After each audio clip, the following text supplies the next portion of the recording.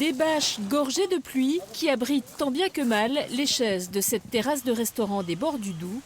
Encore une fois, elle restera fermée aujourd'hui, comme elle l'a été une bonne partie de la semaine et une bonne partie de l'été. Beaucoup d'annulations. Ce matin, par exemple, on avait 3 tables de réservées. On a déjà perdu 2 et même pas 10 heures. C'est la saison la plus calme que j'ai eu à faire.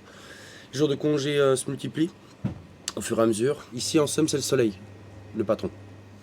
120 couverts à l'extérieur et à peine une trentaine à l'intérieur. Ici, l'activité est essentiellement saisonnière et à mi-chemin de ce drôle d'été, elle est en chute libre. Entre la pluie et les inondations, le restaurant a perdu 2/3 de ses réservations depuis début juillet. À quelques kilomètres de là, cet autre établissement, situé au bord d'un chemin de halage, connaît lui aussi une saison compliquée, à cette différence près qu'il a une solution de repli. Alors on a la chance d'avoir une terrasse couverte au bord du canal où on peut servir une petite quarantaine de couverts. Et la terrasse arrière qui fait le double, là elle est en berne depuis 2 jours. Quand il pleut ou quand il y a plu quelques heures avant, elle n'a pas le temps de sécher, donc on l'abandonne régulièrement, en tout cas pour cette année.